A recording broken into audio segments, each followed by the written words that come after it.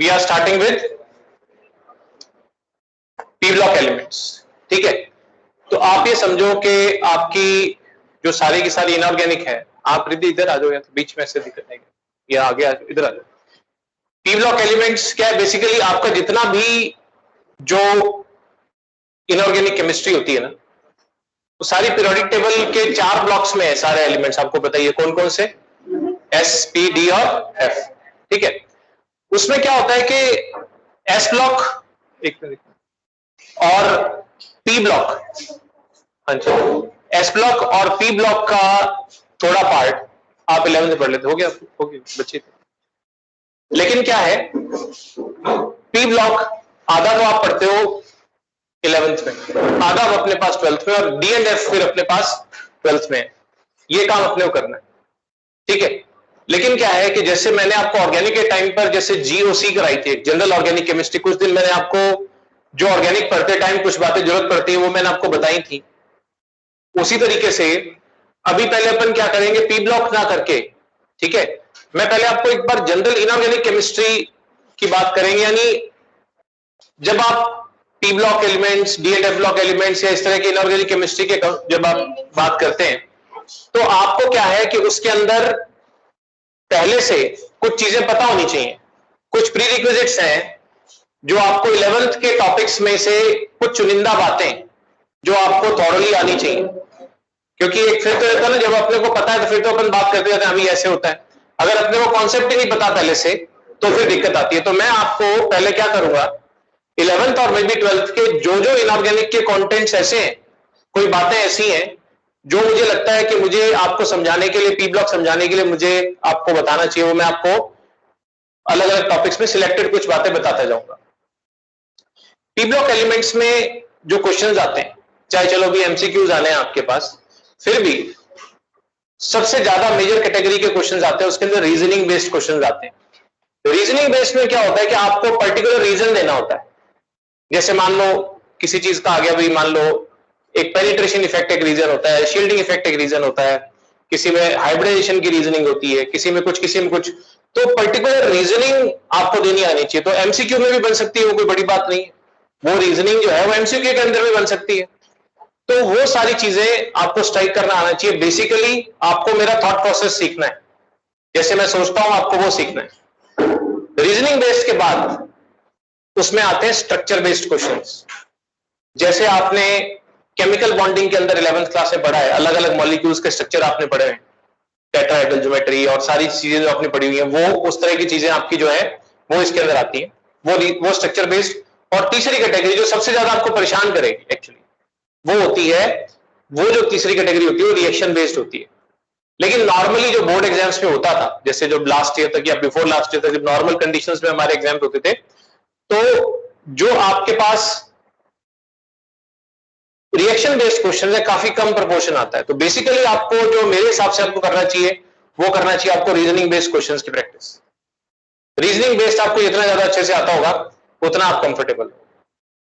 ठीक है, तो मैं आपको क्या करूंगा कि right from the very first chapter जो चीज मुझे लगती है कि आपके अब काम की है वो मैं आपको बताऊंगा। ठीक है, इनऑर्गेनिक में जो अप्लाई होती है। ठीक है, एक एक करके अपन बात शुरू करते हैं। तो स्मेल से नहीं आ रही कुछ जलने की? एक बार पीछे वाला देखो,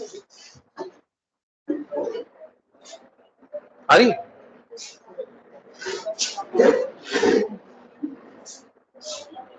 चलिए, तो सबसे पहले जो है ना, मैं आपको देखो, जैसे 11th का पहला चैप्टर था, मोल कॉन्सेप्ट था।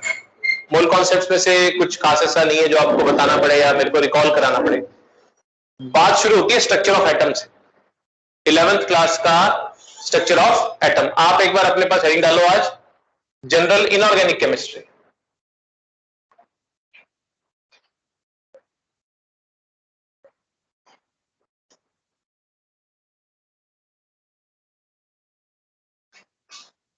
ठीक है, देखो हम तो परफेक्शनिस्ट हैं, हर चीज की परफेक्शन से तैयारी करनी है। तो मेरे लिए, क्योंकि आप 11th क्लास में पढ़े हुए हैं, अच्छा इसमें स्विच ऑफ हो गया है? वो उधर वाला एसी बंद हो गया, बंद हो गया। ठीक है, जाने दो। हो गया, आप मत लगाना। ऑफ हो गया, नहीं नहीं ऑन है क्या अभी? नीचे कर दीजिए इसको, एमसीबी को नीचे कर दीजिए।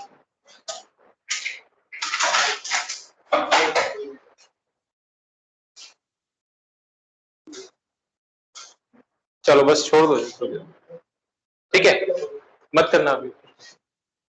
तो इसमें क्या चीज आती है आपके पास? सबसे पहले आपको मेरे को काम करके देना है, मतलब आप मुझे बताएंगे, ठीक है, मैं आपके पास आके देखूंगा, नहीं भी कोई बात, आप मुझे फर्स्ट 30 एलिमेंट्स, ऑब्वियसली आप सबको याद ही है, ठीक है, उनकी इलेक्ट्रॉनिक कॉन्फ़िगरेशन लिख के बताएंगे, मैं आपके पास आके देखता हूं।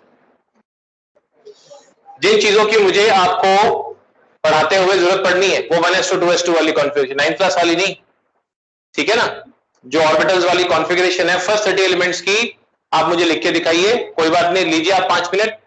और आप मुझे दूसरी चीज फर्स्ट 20 एलिमेंट्स के मास नंबर भी लिख के बताइए, ठीक है, दिए आपको 10 मिनट, करके बताइए।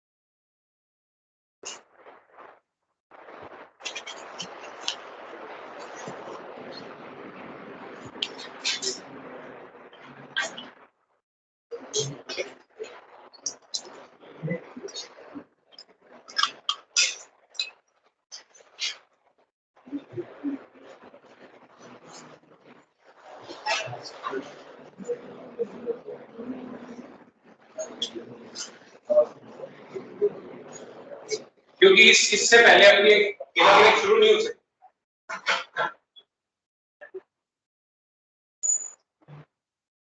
हवा में उड़ने का तो कोई मतलब है नहीं, यही ना आता हो अगर अपने को तो कोई फायदा नहीं है मेरे पढ़ने।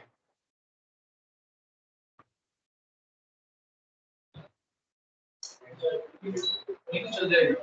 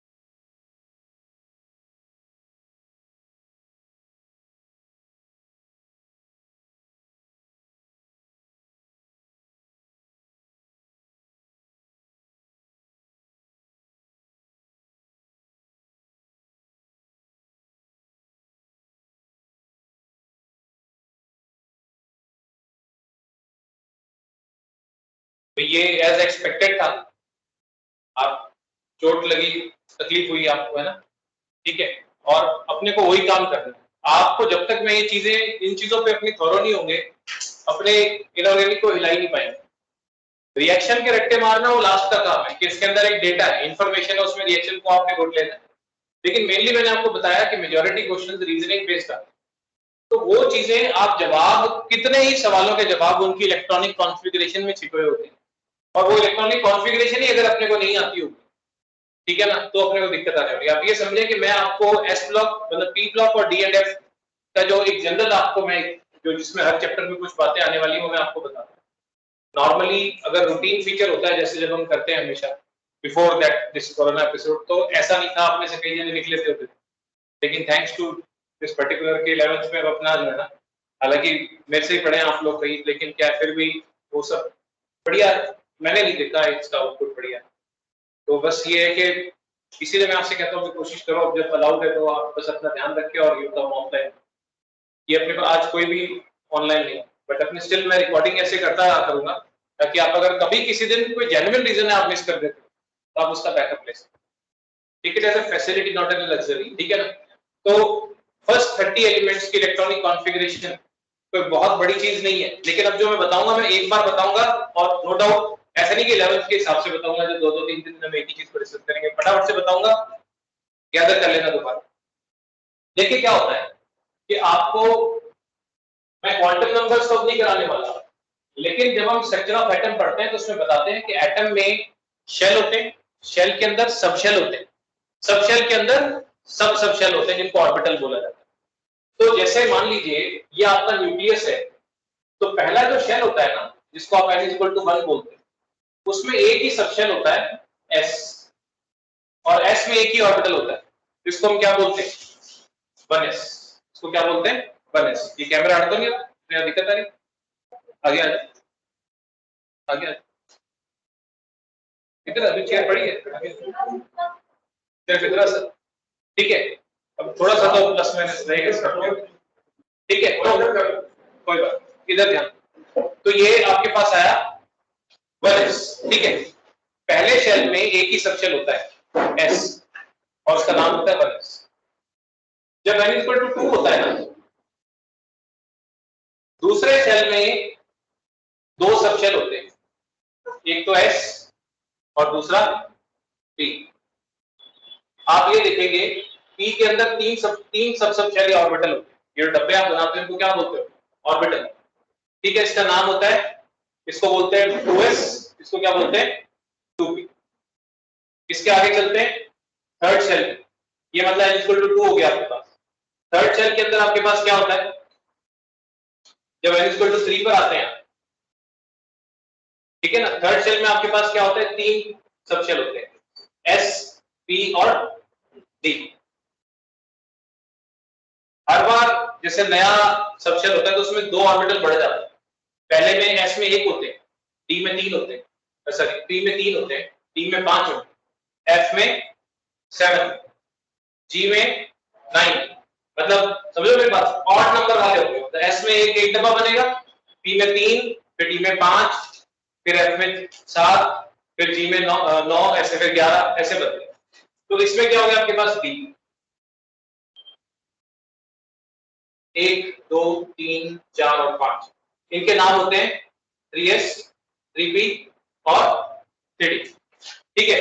उसी तरह से फिर फोर्थ जब शेल आता है तो उसमें कौन कौन सब शेल होते हैं s p d f, उनके मतलब हर नए शेल में एक सब शेल बढ़ता चला जाता है, पहले में सिर्फ s होता है, दूसरे में s के साथ p होता है, तीसरे में s p d, चौथे में s p d f, पांचवें में s p d f g, ऐसे चलता है, ठीक है।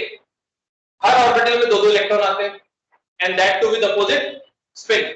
और जब आप डीजनरेट ऑर्बिटल, जैसे सेम एनर्जी के 3 ऑर्बिटल है, ये सेम एनर्जी के 5 ऑर्बिटल, इनको आप क्या बोलते हो डीजनरेट। डीजन इसका मतलब क्या होता है, डीजनरेट का ऑफ द सेम एनर्जी, इनमें पहले एक एक इलेक्ट्रॉन बढ़ता है, याद है कुछ, and that two with the same spin, और उसके बाद क्या होता है, उसके बाद इसके अंदर पेयरिंग होती है, जानते हो बात।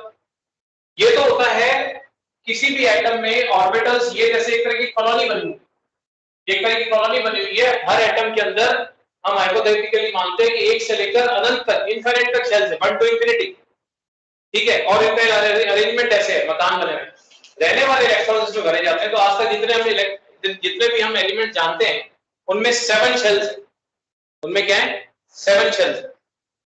अब इसमें जब इलेक्ट्रॉन भरने होते हैं तो इलेक्ट्रॉन भरते हैं इनकी एनर्जी के बेसिस पर। जो लोअर एनर्जी का होता है वो पहले भरेगा, जैसे हमने बात करी थी कि लोअर एनर्जी में स्टेबिलिटी क्या होती है ज्यादा। तो लोअर एनर्जी का हमें कैसे पता लगता है कौन सा ऑर्बिटल लोअर एनर्जी का होता है, कौन से रूल से पता लगता है, ऑफ बोर रूल, ध्यान है थोड़ा थोड़ा, ठीक है। तो आप एक बात को समझो, मैं आपको एक सिंपल सी बात बताता हूं। एक डायग्राम था, ध्यान है आपको, एरो वाला, पहले 1s बढ़ता है, फिर 2s, फिर 2p, ऐसा कुछ ध्यान है। तो वो n प्लस l रूल होता है। l का पता है आपको,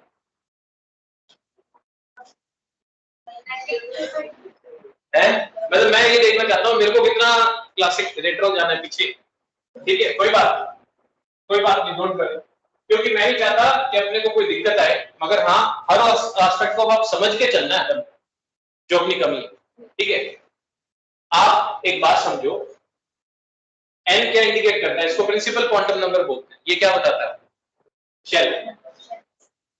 ये शेल कहां से कहां तक होती है, 1 टू इंफिनिटी, KLMNOP जो बोर के टाइम पे बोलते थे, ये 1 से लेकर अनंत तक।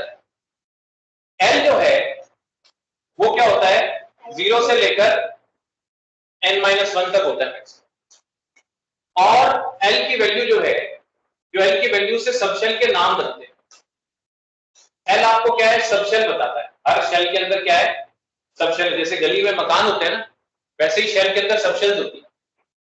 तो l अगर आपके पास 0 होता है तो सबशेल का नाम हमने क्या रखा हुआ है, s। 1 होता है तो p, 2 होता है तो d, 3 होता है तो f। ये तो 4 स्पेसिफिक नेम्स है। ये स्पेक्ट्रम की लाइंस के हिसाब से, sharp lines of spectrum, principal lines of spectrum, diffused lines of spectrum, fundamental lines of spectrum, यहां तक तो ऐसे आता है। बाकी उसके बाद क्या होता है 4 5 6 7 में क्या होता है, ये फिर आपका अल्फाबेटिकल ऑर्डर है, जी एच आई जे के ऐसे चलता है। लेकिन अपने को जो है, अपने को तो यहां तक करना है, डी एंड एफ ब्लॉक, यहीं तक एलिमेंट्स है। जी में कॉन्फ़िगरेशन शुरू ही नहीं हुई जितने एलिमेंट्स हम जानते हैं, ठीक है। तो ये आपके पास जैसे ये एल की वैल्यू आती है। अब कौन सा सबशेल पहले भरेगा, जब आप इलेक्ट्रॉनिक कॉन्फ़िगरेशन लिखते हो कौन सा सबशेल पहले भरेगा, वो ऑफ बोर रूल से पता लगता है। ऑफ बोर रूल क्या कहता है कि जिसके n और l का sum total, n plus l का सम टोटल जिसका सबसे छोटा हो पहले वो भरा, ठीक है। अब जैसे ये हटा सकता हूं जो लिखा हुआ मैंने, अब जैसे मान लीजिए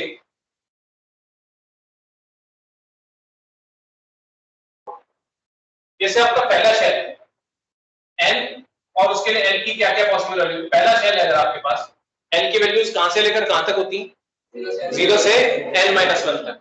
तो a की वैल्यू बनती है 0, क्योंकि 1-1 भी 0 है। जब n2 होता है तो l की वैल्यू क्या होती है, 0 और 1।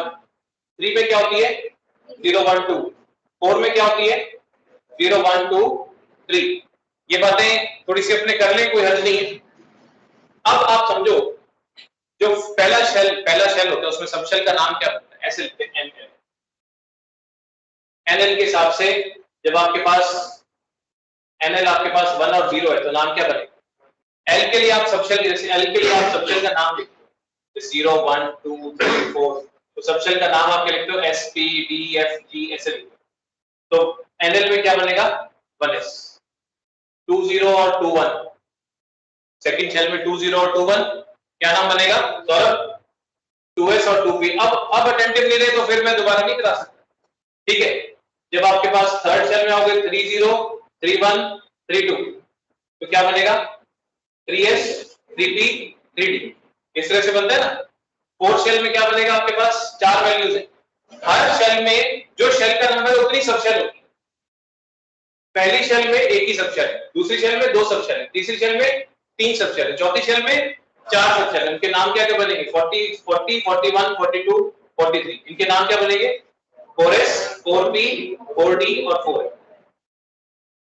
क्लियर। इस तरीके से आप क्या करते हैं कि कॉन्फ़िगरेशन में जब आप ये सब शेल बनाते हैं, तो अब आपकी बात आती है कौन सा सबशेल पहले भरेगा, कौन सा ऑर्बिटल पहले भरे जाते हैं? तो ऑपर रूल ये कहता है जिसका n+l छोटा होगा वो पहले भरा जाएगा।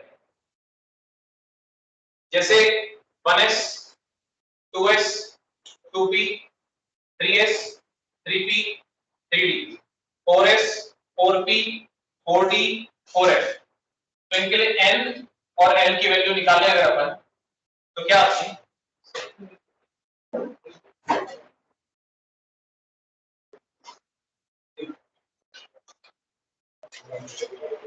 ये 1 2 2 3 3 3 4 4 4 4।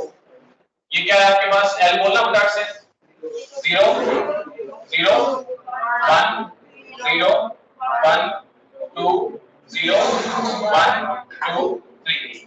तो अब इसका n+l क्या बनेगा? 1 2 3 3 4 5 4 5 6 7। ठीक है, ये आपके पास n+l बन गया। अब वो रूल क्या कहता है कि जिसका n+l छोटा हो पहले वो करें। तो आप एक तो थी अरेंजमेंट जो मैंने आपको बता दिया, न्यूक्लियस से डिस्टेंस के हिसाब से सबसे पास कौन सा होता है? 1s, उसके बाद 2s 2p, उसके बाद 3s 3p 3d, उसके बाद 4s 4p 4d 4f, उसके बाद 5s 5p 5d 5f 5g, उसके बाद 6s 6p 6d 6f 6d 6h हो जाएगा। ये तो चलता चला जा रहा है, ठीक है, ये तो ही अरेंजमेंट। लेकिन इलेक्ट्रॉन जब भरने एक कॉलोनाइजर ने बना दी है कॉलोनी, गंगानगर में तो अपने होते ही रहता है, इतनी कॉलोनियां बन रही है। रहने वाला तो अपनी मर्जी से आता है ना, रहने वाला किस क्या देखकर आता है? जहां उसको कंफर्टेबल लगता है, यहां मैं सुखी रह सकता हूं, यहां मेरे को चैन मिलेगा। तो जो वो किसमें इलेक्ट्रॉन किसमें आएगा रहने वाला, वो डिसाइड करता है ऑपर। जरूरी नहीं होता कि जो न्यूक्लियस के पास हो ऑर्बिटल वही एनर्जी का कम। कोई जरूरी तो नहीं है कि कॉलोनी में एंटर करके पहला मकान आप खरीदोगे, कोई जरूरी तो नहीं है ना।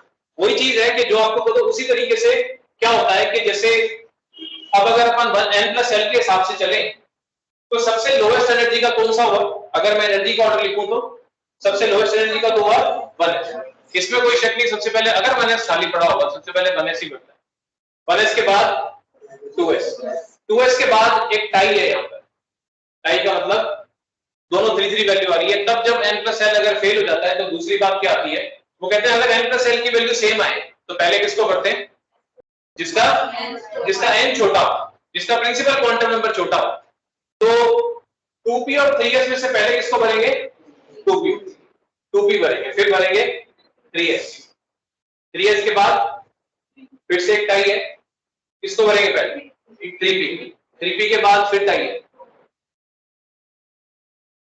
अब यहां पर सबसे पहला उलटफेर आता है।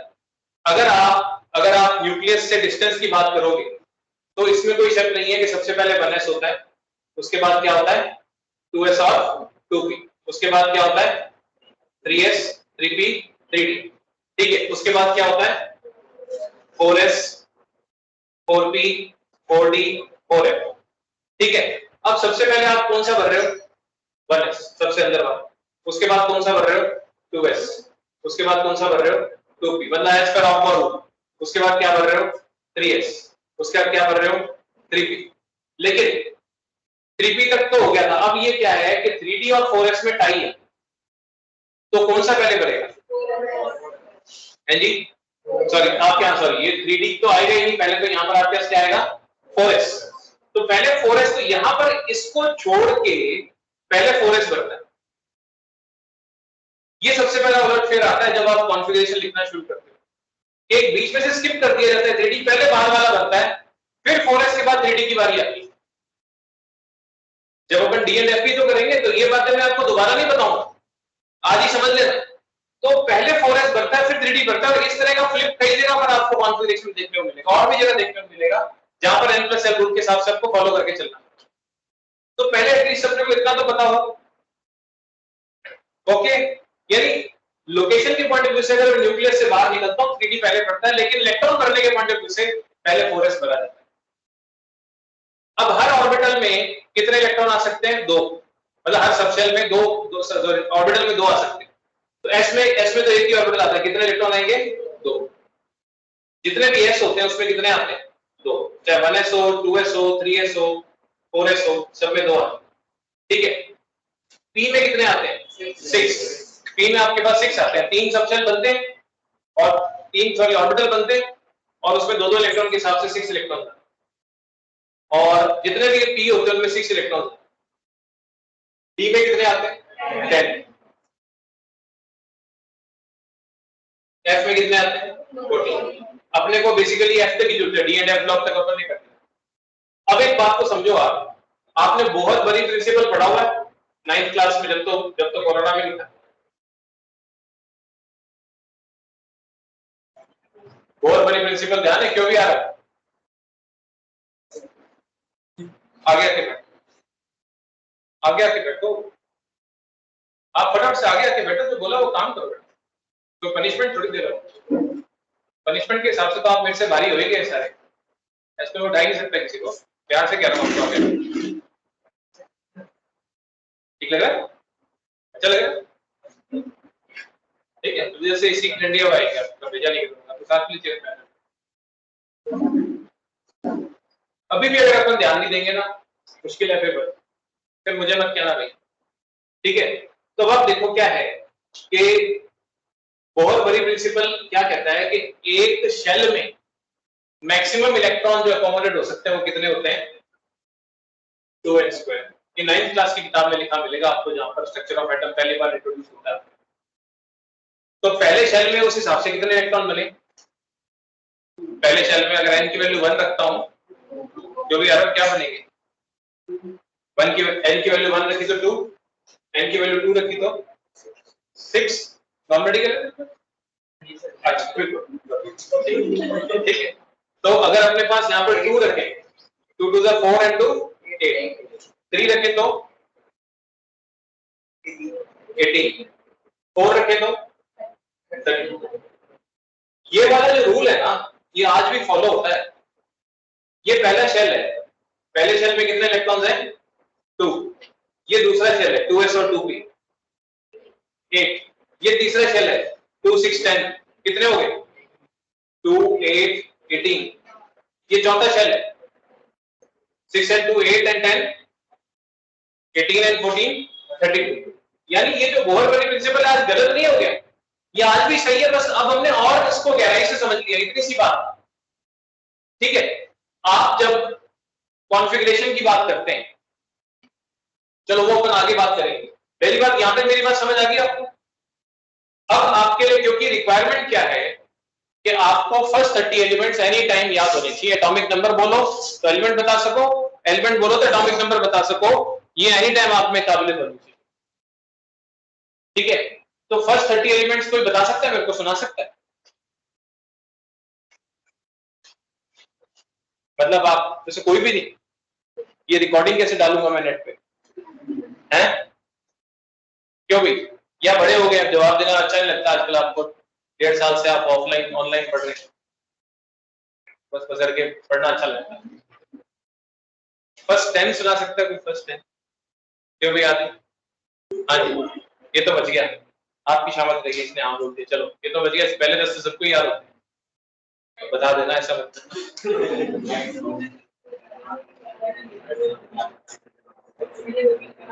नियम, ठीक है। 11 to 20 और हाँ जी 11 to 20, हाँ जी नहीं, नियम तक हो गया, 11 से 20 तक की।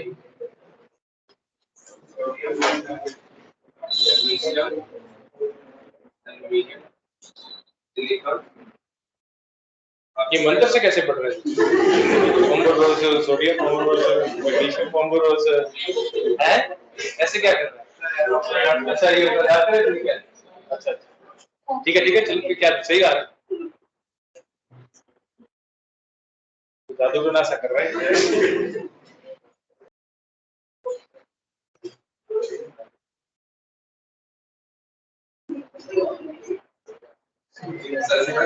सल्फर कहाँ शुरू से दोबारा शुरू कर, सोडियम शुरू कर, सोडियम मैग्नीशियम सिलिकॉन। हाँ ये दिक्कत लगती है ना, ऐसे याद रखो सिर्फ सिलिकॉन फास्फोरस सल्फर, 3 हो गए ना, फास्फोरस सल्फर 16 तक हो गया। और हाँ सही है, सही। क्लोरीन, क्लोरीन फिर आर्गन पोटेशियम और कैल्शियम। तो फर्स्ट 20 आते हैं, कितनों को फर्स्ट 20 आते हैं? फर्स्ट 20। चलो तो अब तो हाथ खड़ा करना सेफ है ना, ठीक है। अगले 10, अगले 10 क्या बात बताओ? नहीं, क्रोमियम, आयरन, आयरन को बोल्ट,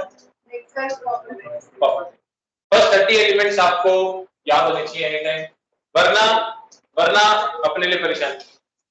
मैं सीधे ही पी ब्लॉक शुरू कर दूं और आपको पता ही नहीं हो तो क्या मतलब, यूजलेस है, ठीक है ना।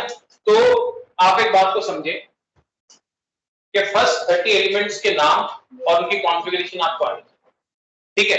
मैं आपको फटाफट से बताऊंगा और जहां जहां पर एक्सेप्शनल बातें हैं वो आप याद रखिए, क्योंकि पी ब्लॉक में प्लीज बातें नहीं करो, बातें नहीं करो, ठीक है। तो पी ब्लॉक में आपको जो है जो कॉन्फ़िगरेशन लिंक्ड बातें होंगी या ऐसी कोई चीजें होंगी तो आप आसानी से कर सकते, ठीक है। तो फटाफट से अगर लिख लें, हाइड्रोजन की कॉन्फ़िगरेशन क्या बनेगी? हाँ लिखने में जोर आ रहा है, शर्म आ रही है, लेवल का नाम है ना, बड़े हो गए हम, आता जाता कुछ है नहीं, क्यों भाई?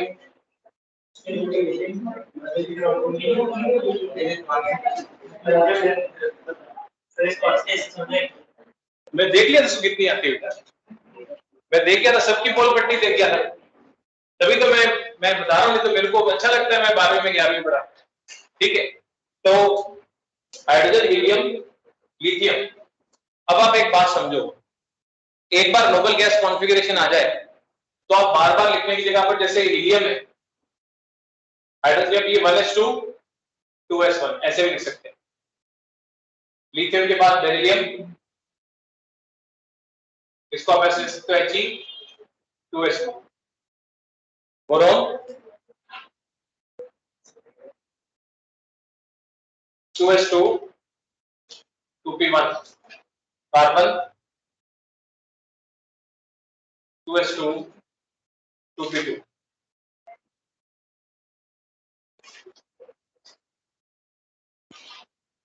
अब ये जो कॉन्फ़िगरेशन होती है ना 2p3 नाइट्रोजन की, ये एक्सेप्शनली स्टेबल होती है। क्यों स्टेबल होती है? क्योंकि इसको बोलते हैं exactly half filled configuration. P3 D5 F7 ऐसी कॉन्फ़िगरेशंस क्या होती है दूसरों के मुकाबले ज्यादा स्टेबल होती है, एग्जैक्टली हाफ फिल्ड कॉन्फ़िगरेशन ज्यादा स्टेबल होती है। क्यों, कैसे, अब उस पर अपन नहीं जाएंगे, आपको ये ध्यान रखना। यानी P के अंदर 3 इलेक्ट्रॉन्स हो, D के अंदर 5 इलेक्ट्रॉन्स हो, F के अंदर 7 इलेक्ट्रॉन हो, ऐसी कॉन्फ़िगरेशंस कहलाती हैं एग्जैक्टली हाफ फिल्ड और ये एक्स्ट्रा स्टेबल होती है, ठीक है। Nitrogen, oxygen 2s2 2p4, chlorine 2p5, neon.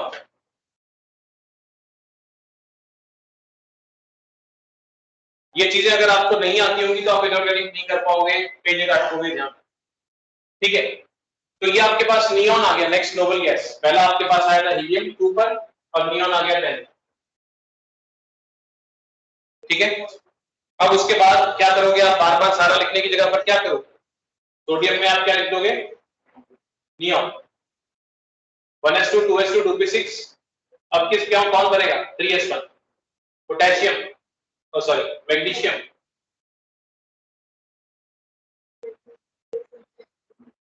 3s2। Magnesium तक तो लिखा था आपने, लिखा था कहां तक लिखा, सारे किए 13 तक। एल्यूमिनियम 3s के बाद किसकी बारी आई? 3p। Silicon phosphorus sulphur 14 15 16। लिखने में कितना जोर आ रहा होगा ना, कितने दिनों बाद इतना लिखना पड़ रहा है। रजिस्टर वगैरह पूरे करे मैं काम जो मैंने करवाया था हैं? रखवा लो आज रजिस्टर क्या चेक करने के लिए। नया रजिस्टर तो नहीं लगाया किसी ने लगाया हाँ, या घर भूल गए हैं सारे सिस्टम की ना ऐसी कैसी होती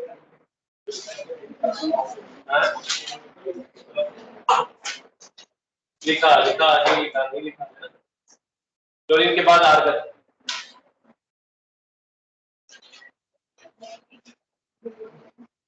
अब अगला नोबल गैस क्या आ गया आर्गन। अब यहां से बात शुरू होती है देखो आर्गन के बाद पोटेशियम और कैल्शियम ये ध्यान देना 3s2 3p6 3d0 4s1 मेरा ये तरीका रहता है मैं 3d लिखता हूं लेकिन उसको खाली छोड़ के 4s लिखता हूं पहले 3d लिखो बाद में 4s लिखो है जी हाँ आर्गन ठीक है 3s2 3p6 हाँ हाँ फिर लिखने की जरूरत नहीं है ना ऐसे इसलिए नियॉन सही बात है मैंने इसलिए लिखा आपके मैं भूल जाता अब देखो मैं नियॉन इसलिए लिख रहा हूँ यहाँ पर क्योंकि मुझे कुछ बताना है इसलिए नहीं तो वैसे तो इसको लिखने में क्या होता है कि अपने को सिर्फ जो है आर्गन लिख के भी काम चल जाएगा तो मैं सिर्फ 3d और 4s लिखूंगा आप एक बात को समझो इसको ऐसे लिख सकते हैं आर्गन और उसके बाद 3d0 और 4s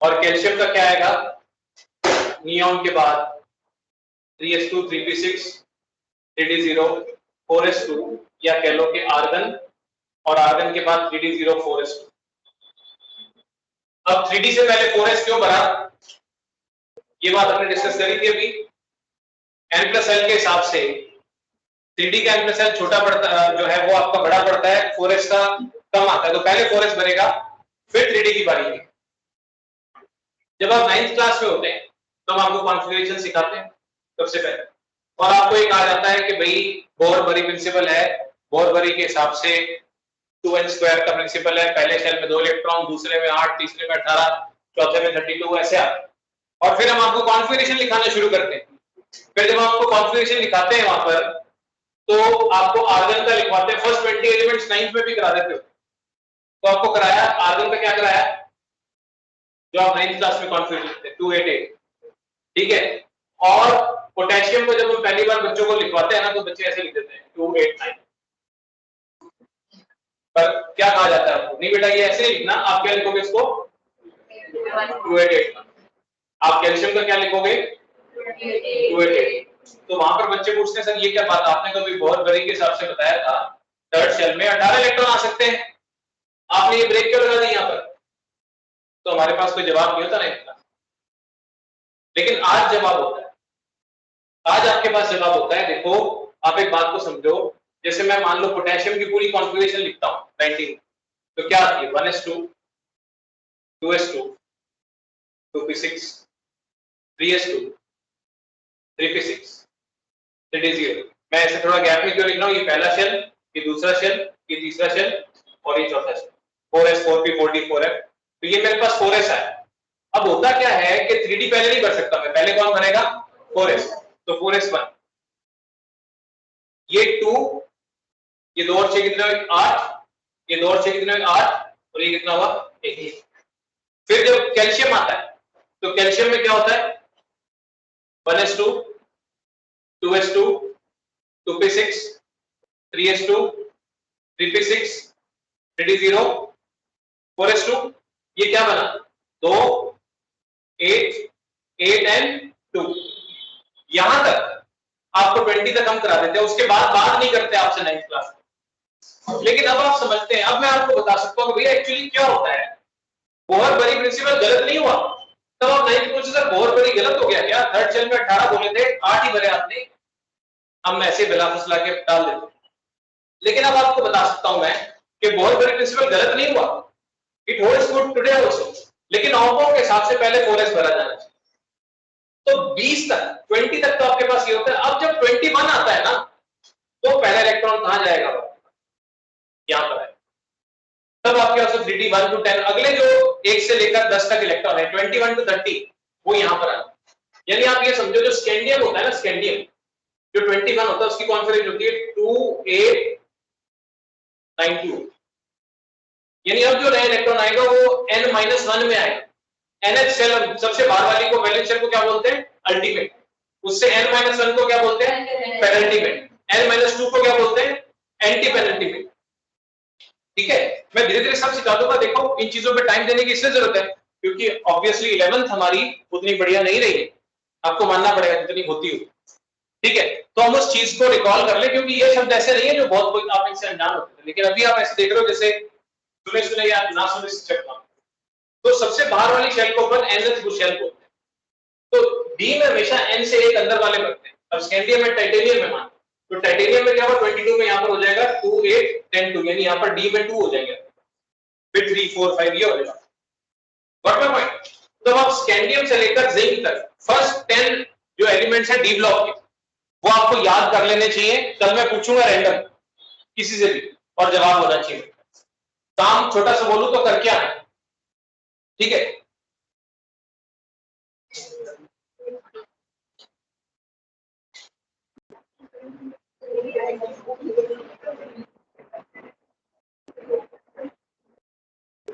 तो आप देखो जैसे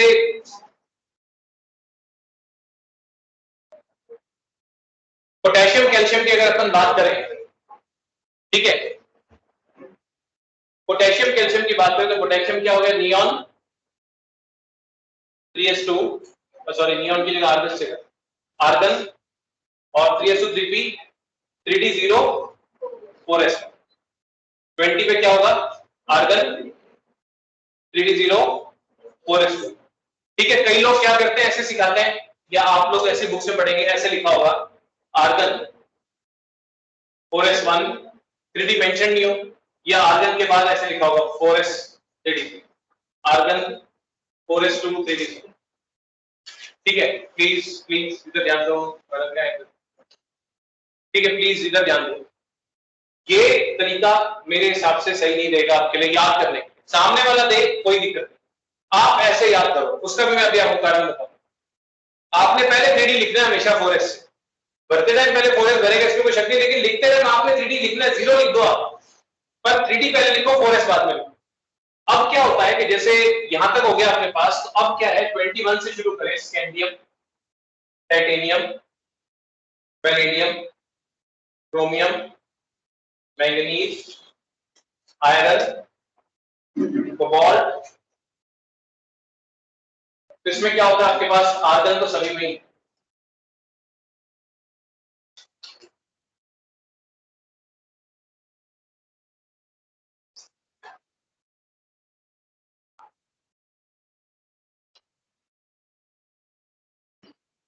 थ्री और 4s 3d 4s।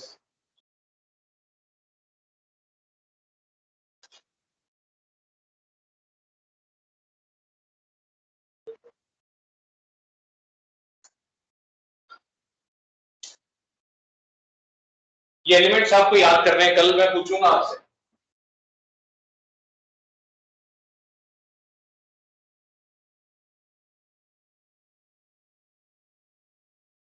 निकल, कॉपर, जिंक।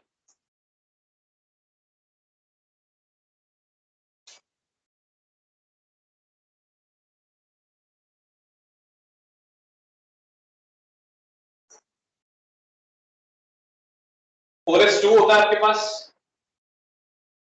फोरेस 2 पहले भरेगा और उसके बाद 3d 1 2 3 4 5 6 7 8 9 और 10। ठीक है, ये होगा। लेकिन इनमें से दो कॉन्फ़िगरेशंस क्या है? गलत है। कौन कौन सी? एक तो एक क्रोमियम की और एक कॉपर।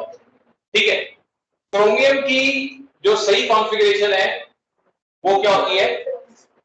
3d5 4s1, और कॉपर की जो सही कॉन्फ़िगरेशन होती है वो होती है 3d10 4s1। ये वही बात आती है कि हाफ फिल्ड और कंप्लीटली फिल्ड स्टेबल कॉन्फ़िगरेशंस के कारण ऐसा होता है। तो ये कॉन्फ़िगरेशंस आपको याद रखनी है, प्लस d ऑर्बिटल्स भरने का तरीका आपको 1 2 3 4 5 6 7 8 9 10 मतलब पेयरिंग होगी, पहले एक एक सी फिर एक पेयरिंग। तो फर्स्ट 30 एलिमेंट्स का आपको इलेक्ट्रॉनिक कॉन्फ़िगरेशन एनी टाइम याद होना चाहिए। ये लिखने के बाद मुझे आप Fe3 पॉजिटिव की कॉन्फ़िगरेशन लिख के बता दो।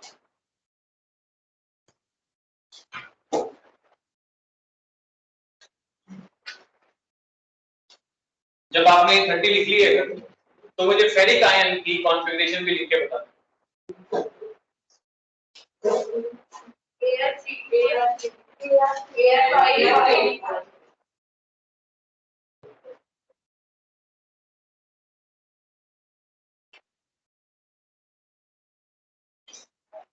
सही है। इस चीज पर अपनी ग्रिप पूरी होनी चाहिए, इस चीज में कमजोरी नहीं होनी चाहिए, नहीं तो कई जगह अटकेंगे, पी ब्लॉक में अटकेंगे, नहीं तो डीएनएफ में अटकेंगे, कहीं ना कहीं अटकते रहे, कोऑर्डिनेशन कंपाउंड्स में अटक जाएंगे, ठीक है, फिर दिक्कत रहेगी।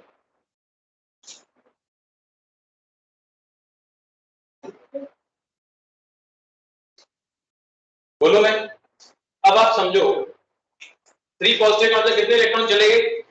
पी। अगर जो लोग प्रैक्टिस करते हैं आयरन की, अगर आयरन की कॉन्फ़िगरेशन लिखे जैसे, जो तो ऐसे प्रैक्टिस करते हैं 26 है तो आर्गन के बाद 3d पहले नहीं लिखा, पहले लिखा 4s2 क्योंकि एक्चुअली 4s पहले करता है, तो कई बार बुक्स में भी ऐसे लिखा होता है 4s पहले लिखा होता है और 3d ऐसे लिखा होता है, ठीक है।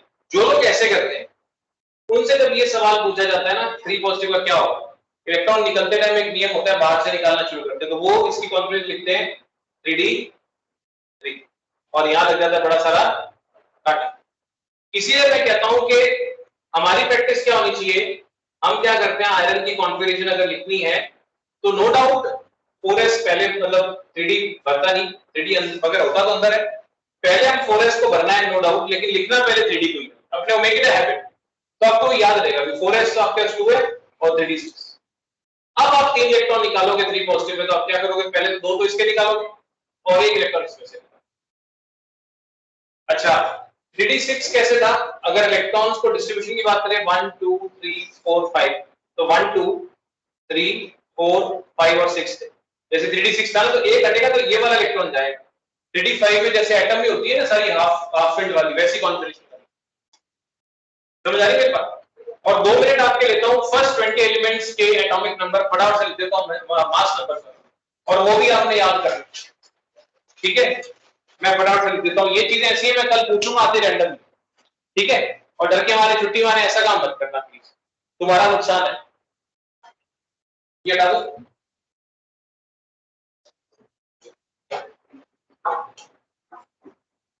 Hydrogen helium lithium beryllium boron carbon nitrogen oxygen chlorine neon sodium magnesium aluminium silicon phosphorus sulphur chlorine argon potassium, इनके मास नंबर को किससे रिप्रेजेंट करना है, ए से, मास नंबर को ए से रिप्रेजेंट करते हैं 1 4 7 9 11 12 14 16 19 20 23 24 27 28 31 32 35.5 40 39 और 40, ठीक है। ये चीज मैंडेटरी है, कंपलसरी है, केमिस्ट्री पढ़ रहे हो ये चीजें ना आती हो तो केमिस्ट्री पढ़ना ही बेकार, ठीक है,